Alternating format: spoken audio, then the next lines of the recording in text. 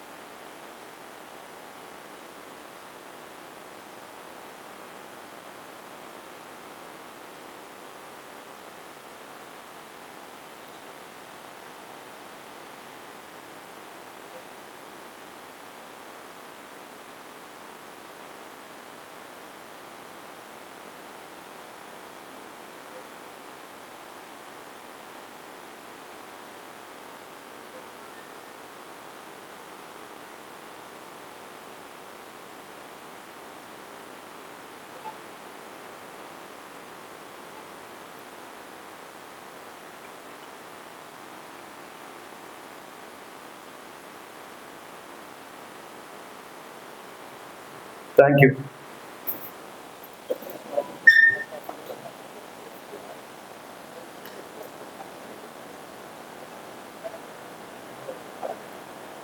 వేదికని అలంకరించినటువంటి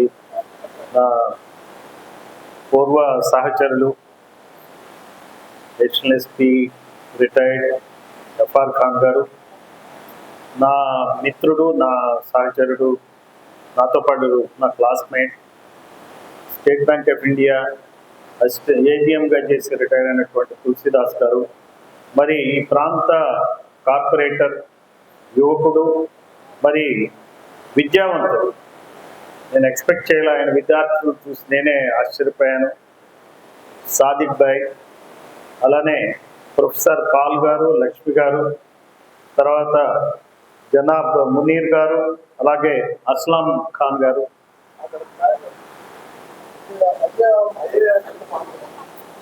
అహ్మద్ గారు, అందరికీ అస్సలాం లేకుం.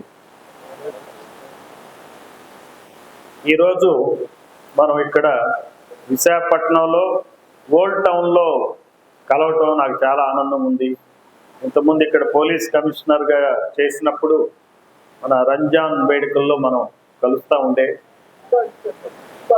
ఇఫ్తార్ అది మా పోలీస్ పెరేడ్ గ్రౌండ్స్లో ఓ రోజు మనం కలిసాం. తర్వాత ఈ మధ్య కొంతమంది మిత్రులతో నేను కలుస్తూ ఉన్నా.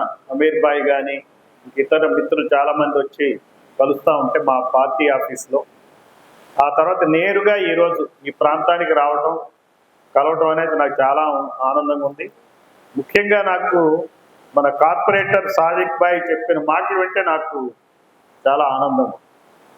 అయితే ఆయన కూడా హామీ ఇచ్చారు, మరి అమరవీరుడు అష్ఫకుల్లా ఖాన్ గారి విగ్రహం పెట్టడానికి ఆయన వంతు ప్రయత్నం ఆయన చేస్తారని చెప్పి, ఒక ప్రభుత్వ భవనానికి ఆయన పేరు కూడా పెడతారని చెప్పి ఇచ్చారు. అంటే నిజంగా ఎక్కడి నుంచో ఆయన మనల్ని చూస్తూనే ఉండుంటాడు అష్ఫకుల్లా ఖాన్ గారు. ఇక్కడ ఏంటి విశాఖపట్నంలో ఎప్పుడూ లేనిది ఇక్కడ కలిశారు, వీళ్ళు ఏదో నా గురించి మాట్లాడుకుంటున్నారు, వీళ్ళకి ఇప్పుడు ఒక పద్ధతిగా ఇక్కడ సమాజం మూవ్ అవుతుంది అనేటువంటి కదలికలు పడినాయని చెప్పేటువంటి నమ్మకంతో ఆయన చూస్తున్నారని చెప్పి నేను అనుకుంటాను. ఏమంటారు, మీరేమంటారు? ఇంతవరకు ఎప్పుడైనా మనం ఇలా కలిసామా, మాట్లాడుకున్నామా, ఆయన గురించి ఏమన్నా స్మరించామా? లేదు కదా. సో ఈ రకంగా ఈరోజు కలవటం అనేది చాలా మంచిది. ఇది ఓన్లీ మొదటి అడిగే. సాదిక్ భాయ్ గారి నాయకత్వంలో ముఖ్యంగా విశాఖపట్నంలో బ్రహ్మాండమైనటువంటి మార్పులు ఉంటాయని చెప్పి నేను నమ్ముతున్నాను. ఇందాక సాదిక్ భాయ్ గారు కూడా మాట చెప్తా ఉంది, రాజ్యాంగం ప్రకారం మనం అందరం నాయకులు కావచ్చు, అందరం ఒకటే, మనం అందరం సమానమే రాజ్యాంగం ప్రకారం. అంటే అందరికీ ఓటు హక్కు ఉంది, అందరూ సమానమే. కానీ నిజంగా మనం సమానమా? కాదు. ఎందుకంటే చాలా అసమానతలు ఉన్నాయి. రాజ్యాంగం పూర్తిగా అమలవట్ల ఈ దేశంలో. అమలవని రాజ్యాంగాన్ని ఇందాక మా మిత్రుడు పాల్ గారు ఒక మాట అన్నారు, కాషాయీకరణ జరుగుతుందని. నేనేమంటానంటే కషాయీకరణ జరుగుతుంది. కషాయి అంటే తెలుసు కదా మీకు, ఇది జరిగేది కషాయీకరణ. కాషాయీకరణ ఏం సంగతి దేవుడికి, కానీ జరిగేది ఏంటంటే రాజ్యాంగాన్ని కషాయిలు కోసినట్టు కోసేటువంటి కషాయీకరణ జరుగుతుంది. ఇది మనం చెప్పాలి. ఈ వయసులో ఇప్పుడు దాకా మాట అన్నారు, మన పార్టీల దగ్గరికి వెళ్ళాలి, టికెట్లు అడిగితే మనకెవరు, మనకు మనమే చేసుకోవాలని ఇందాక సాదిక్ భాయ్ అన్నారు. నేను కూడా చూసా, రిటైర్ అయినాక చూసినాక ఏం చేయాలి అని చెప్పి ఆలోచించాను. ఒక ఎన్జిఓ సంస్థ పెట్టుకుంటే నా దగ్గర ఎంత ఉంటుందో 10 లక్షల రూపాయలు ఉంటుంది. 10 లక్షల రూపాయలు పంచడం మొదలు పెడితే 10 రోజుల్లో అయిపోతుంది. లేదంటే 10 మంది దగ్గరికి వెళ్ళి మళ్ళీ 10 లక్షలు వసూలు చేయాలి, వసూలు చేసి మళ్ళీ పంచాలి. ఇచ్చిన వాళ్ళు ఏమంటారు, అరే ఈ డబ్బులు ఈయన ఏదో చేస్తున్నాడు, ఈజీగా రిటైర్ అయ్యి ఇంకా మళ్ళీ దీని మీద పడ్డాడా అంటారు. అంతే కదా. అందువల్ల ఎన్జిఓగా చేస్తే మనం ఏం చేయలేము. సరే, రాజకీయ పార్టీలోకి వెళ్ళి పనిచేయాలనుకోండి, పనిచేసినప్పుడు ఏ రాజకీయ పార్టీ దగ్గరికి వెళ్ళాలి? వెళ్ళంగానే ఏమంటారు, నీ కులం ఏంటి అంటారు, నీకు ఎన్ని ఓట్లు ఉన్నాయి అంటారు, నీకు ఎన్ని కోట్లు ఉన్నాయి అంటారు. అంతే కదా. ఈ 3 ప్రశ్నలు వేస్తారా కదా. ఇప్పుడు మీరు ఎవరైనా సరే ఇక్కడ ఎమ్మెల్యేగా నుంచోవాలనుకోండి, ఇక్కడ నుంచి ఈ ప్రశ్నలు 3 వేస్తారు మిమ్మల్ని. మీకు ఎన్ని ఓట్లు ఉన్నాయి, మీదేం కులం, మీకు ఎంత డబ్బు ఉందంటారు. మనకి అన్నిటికీ నెగిటివే కదా. మీ దగ్గర లేవు, మీ దగ్గర లేవనగానే వదిలేయాలా. అంటే టికెట్ కొనుక్కోవాలా, వాళ్ళు టికెట్ని అమ్ముతారు. అప్పుడు గెలిచి మనమేం చేయాలా, మళ్ళీ డబ్బులు సంపాదించాలి. అంతే కదండి. అన్యాయం చేయాలి, ఈ పేద ప్రజలకు అన్యాయం చేసి డబ్బులు సంపాదించాలి. అందుకని చెప్పి ఆ పార్టీల్లో చేరితే లాభం లేదని చెప్పి, మరి సాదిక్ గారు ఎట్లా విజయం సాధించాడో అనూహ్యం, నాకు తెలియదు. నేను కూడా అది స్టడీ చేయాల్సి వస్తుంది. మీ మార్గంలో గనక ఎట్లయితే ఆయన విజయం సాధించాడో అదే మార్గంలో గనక మనం ఎందుకు ఎమ్మెల్యేలు కాకూడదు అనేది కూడా ఆలోచించాల్సి. ఎమ్మెల్యే కాందే మన పనులు కావు. సాదిక్ భాయ్ కార్పొరేటర్ కాబట్టి ఈ ఎవరు మన దీన్ గారేనా, దీన్ గారు ఎమ్మెల్యే, ఫస్ట్ ఎమ్మెల్యే ఇక్కడ 1992లో ఆయన పేరున కట్టిన కళ్యాణ మండపం షాదీ ఖాన్. 1972లో ఫస్ట్ ఎమ్మెల్యే. తర్వాత రామాన్ గారు అయ్యారు. ఆయన రామాన్ గారు, ఎస్ఏ రామాన్ గారు అయ్యారు. ఇంకా తర్వాత ఎవరు కాలే. ఎవరు అయ్యే అవకాశాలు ఉన్నాయంటే లేవనేటువంటి పరిస్థితి ఏర్పడింది. ఎంతమంది ఎమ్మెల్యేలు కావాలని అని చూసా నేను ముస్లిమ్స్ నుంచి ఈ రాష్ట్రంలో జనాభా ఎంతమంది ఉన్నారంటే కమ్మారెడ్లు ఎంతమంది ఉన్నారో వాళ్ళకన్నా ఎక్కువ ముస్లింలు.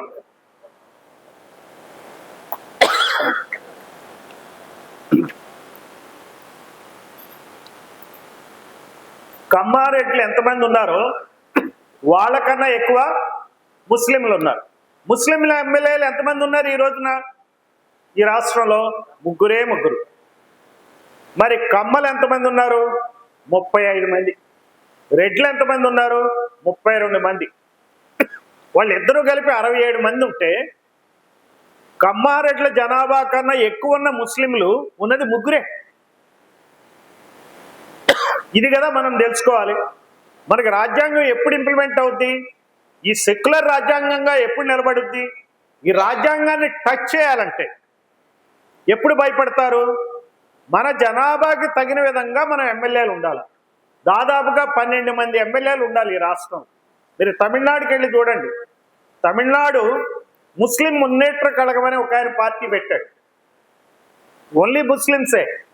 ముస్లిమ్స్ వాళ్ళు ఎమ్మెల్యేలు అవుతున్నారు. ఇప్పుడు అక్కడ ఎమ్మెల్యేలు అయ్యి అక్కడ ముస్లిమ్స్ కావాల్సిన పనులు వాళ్ళు చేసుకోగలుగుతున్నారు. ఈ మధ్య క్రిస్టియన్స్, ఎస్సీ క్రిస్టియన్స్ మీరు చూశారు కదా, ఎస్సీ హోదా వచ్చింది వాళ్ళకి. స్టాలిన్ ప్రభుత్వం ఎస్సీ హోదా ఇచ్చింది. అక్కడ రీసెంట్గా దాదాపు వారం 10 రోజుల క్రితం జరిగిన మాట. మన దగ్గర ఎందుకు జరగవు ఆ మార్పులు? మన దగ్గర ఎందుకు జరగవంటే మన ఎమ్మెల్యేలు లేరు కాబట్టి. మన ఎమ్మెల్యేలు ఎందుకు లేరు? మనకి జనాభా ఉంది కదా. మన జనాభా ఉన్నప్పుడు ఎందుకు ఎమ్మెల్యేలు లేరు? ఇందాక ఎఫ్ఆర్ ఖాన్ గారు నేను మాట్లాడుకుంటున్నాం. ఎక్కడెక్కడ ముస్లిమ్స్ ఉన్నారు ఈ రాష్ట్రం? వైజాగ్లో ఉన్నారు, గుంటూరులో ఉన్నారు, కర్నూలులో ఉన్నారు, నంద్యాలలో ఉన్నారు, మదనపల్లిలో ఉన్నారు, ఇంకెక్కడ ఉన్నారు చెప్పండి? విజయవాడలో ఉన్నారు, కడప ఉంది, ఇంకా నెల్లూరు, దాదాపుగా 10-12 చోట్ల ఉన్నారు. ఈ 10-12 చోట్ల ముస్లింలు అందరూ ముక్త కంఠంతో పనిచేస్తే సాదిక్ భాయ్ చెప్పినట్టు మిగిలిన ఎస్సీలతో, ఎస్టీలతో, బీసీలతో కలిసి పనిచేసినట్టయితే ఇచ్చి పుచ్చుకున్నట్టుగా మాకు ఓటేయండి మీరు ఇక్కడ, మీకు అక్కడ ఓటేస్తాం, మీ బీసీ అభ్యర్థికి మేము ఓటేస్తాం. రాయలసీమలో 25 చోట్ల రెడ్లే ఎమ్మెల్యేలు అవుతారు, పార్టీ ఏదైనా, టీడీపీ కావచ్చు, వైసీపీ కావచ్చు, అంతకుముందు కాంగ్రెస్. అంటే రెడ్డి మీద రెడ్డినే పెడతారు. మనం కూడా 12 చోట్ల ఏ పార్టీ అయినా సరే ముస్లిం అభ్యర్థినే పెట్టమనండి, పెట్టకపోతే ఆ పార్టీకి సపోర్ట్ చేయకండి. ఈ రోజున 2 పార్టీలు పెట్టవు. ఈ 10-12 ప్రాంతాల్లో నాన్ ముస్లిమ్స్, ముఖ్యంగా కమ్మారెడ్డి కులాల వాళ్ళు నుంచుంటే వాళ్ళకి వ్యతిరేకంగా ఓటేస్తే, ఆ పార్టీలకు వ్యతిరేకంగా ఓటేస్తే అప్పుడు ముస్లిం అభ్యర్థులు గెలుస్తారు. ఇందులో ఏమన్నా తప్పుందండి? ఏమైనా తప్పుందా? ఇందులో ఎవరన్నా మర్డర్లు చేస్తున్నామా? ఇలా నేరం లేదుగా. ఎవరన్నా చంపుతున్నామా? చంపట్లే. కిడ్నాపులు చేస్తున్నామా? చేయట్లే. ఇదే మాట అంటున్నాం. ఎందుకనం మనం ఇలా అననంత కాలం మనకు పనులు ఎట్లయితాయి? మన గురించి ఎవరు ఆలోచిస్తారు? మన దగ్గరికి వచ్చేది ఎవరు? కేవలం ఇంత స్వాతంత్రం వచ్చినప్పుడు నుంచి ఇప్పటి వరకు విశాఖపట్నంలో దాదాపుగా 100 మంది ఎమ్మెల్యేలు అయ్యారు. 1 టౌన్ 2 టౌన్ అన్ని కలుపుకుని 100 మంది. 100 మందిలో ఇద్దరు ముస్లింలు ఎమ్మెల్యేలు. మరి అన్యాయం కదా ఇది? ఎవరు ఇది అన్యాయం అని చెప్పాలా? ముందు అన్యాయం అని గుర్తించాలి కదా. మనం గుర్తించట్లేదు కదా. ఎందుకు గుర్తించట్లా? భయపడుతున్నామా? ఏం జరగదులేని వదిలేస్తున్నామా? మరి వదిలేస్తే మన గురించి పట్టించుకునేవాడు ఎవడు? మన గురించి మనమే పట్టించుకోవాలి. ఇందాక మా ప్రొఫెసర్ పాల్ గారు చెప్పినట్టు మన చరిత్ర మనమే రాసుకోవాలా, మన పోరాటం మనమే చేయాలి. ఇంకోళ్ళు మన గురించి ఎందుకు పోరాటం చేస్తారు? కావాలంటే 4 డబ్బులు ఇచ్చి ఓట్లు గుంజుకుంటారు, అంతేగాని మన గురించి పోరాటం చేయరు.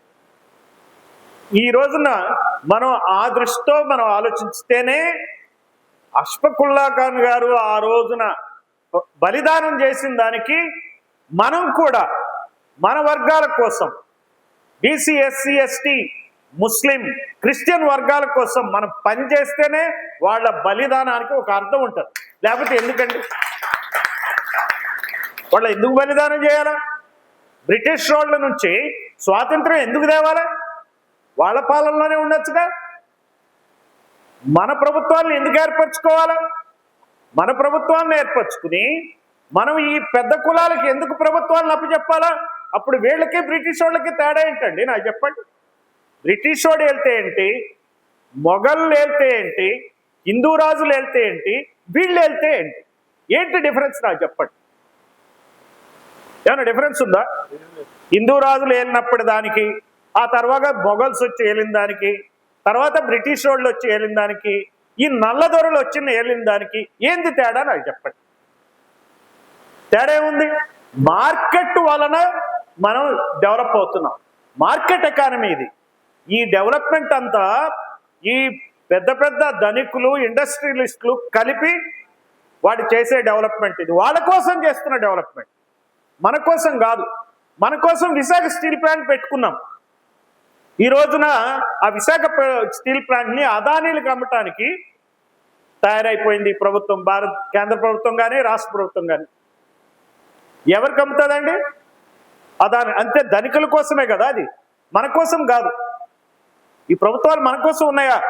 ఉంటే గంగవరం పోర్టు అదానికి ఎందుకు అమ్ముతాడండి జగన్ నాకు చెప్పండి. కృష్ణపట్నం పోర్టు అదానికి ఎందుకు అమ్ముతారండి? ఉన్న విశాఖపట్నం స్టీల్ ప్లాంట్ని నాశనం చేసి నక్కపల్లి దగ్గర మరి మెట్టల చేత ఇంకో స్టీల్ ప్లాంట్ ఎందుకు పెట్టిస్తారు చెప్పండి. మన కోసం పెట్టిస్తున్నారా? మన కోసం ఇవన్నీ చేసేది? మీరు ఆలోచించండి. మన కాలేజెస్ అన్ని, ఇప్పుడు ఆంధ్ర యూనివర్సిటీని మొత్తాన్ని నాశనం చేసి చివరికి గీతం యూనివర్సిటీని డెవలప్ చేస్తున్నారు. ఎవరి కోసం అది? భరత్ కోసం కాదా? ఈ ఎంపీ కోసం కాదా? మరి ఆంధ్ర యూనివర్సిటీని మేలు చేస్తే ఎవరికి లాభం? మనకి లాభం. బీసీ, ఎస్సీ, ఎస్టీ, ముస్లింలకి, పేదోళ్ళకి లాభం. అందుకే దాన్ని డెవలప్ చేయరు. అదే గీతం యూనివర్సిటీ డెవలప్ అయితే ఎవరికి లాభం? వాళ్ళకి లాభం. అంటే ఈ ప్రభుత్వాలు ఎవరి కోసం ఉన్నాయి? డబ్బున్నోళ్ళ కోసం ఉన్నాయి, పెద్ద పెద్ద కులాల వాళ్ళ కోసం ఉన్నాయి. మన కోసం లేవు ఈ ప్రభుత్వాలు. మనం అది గమనించాలా. ఈ ఎమ్మెల్యే మన కోసం ఉన్నాడా? ఈ ఎంపీ మన కోసం ఉన్నాడా? ఇక్కడున్న మంత్రి మన కోసం ఉన్నాడా? ఇక్కడున్న తెలుగుదేశం పార్టీ రాష్ట్ర అధ్యక్షుడు పల్లా శ్రీనివాస్ యాదవ్ స్టీల్ ప్లాంట్ అంత ప్రైవేటైజ్ అవుతుంటే ఎవరి కోసం ఉన్నాడు? ఇవన్నీ మనం ఆలోచించాలి. ఇవేమి నా కోసం చెప్పే మాటలు కాదు. నాకు ఒరిగేది ఏమీ లేదు ఇక్కడ. మేము ఈ విషయాల్ని ఖచ్చితంగా ప్రజలకి తెలియజెప్పటం కోసమే. మనకు జరుగుతున్న నష్టం మనం తెలుసుకోవాలి. మనం కళ్ళ ముందే మనకు తెలియకుండా మన కిడ్నీలు దోచేస్తున్నారు అనే విషయం మనకు తెలియాలి. మనకు తెలియట్లా, మనకి ఎంత నష్టం జరుగుతుందో తెలియట్లా. మీకు ఇచ్చిన ఈ బుక్లో ఒకసారి బుక్ మీ చేతికి అంది ఉంటుంది. దీంతో ముగిస్తా నేను, ఇంకేమి ఎక్కువ చెప్పదలుచుకోలే. పేజ్ నెంబర్ 10 ఒక్కసారి తీయండి.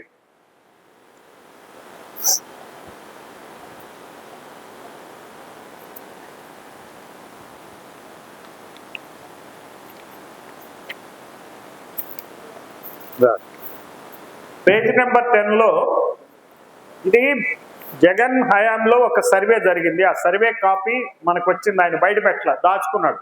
ఎందుకు దాచుకున్నాడు అంటే వాళ్ళు తక్కువ అని తెలిసిపోయింది. కమ్మారెడ్లు తక్కువ, రెడ్లు తక్కువ అని తెలిసిపోయింది. తర్వాత తెలిసింది కాబట్టి బయట పెడితే వాళ్ళకి మరి అంతమంది ఎమ్మెల్యేలు కాకూడదని కూడా ప్రజలకు తెలిసిపోద్దని ఆయన బయట పెట్టలే. ఆ తర్వాత చంద్రబాబు నాయుడు వచ్చాడు, ఆయన బయట పెట్టలే.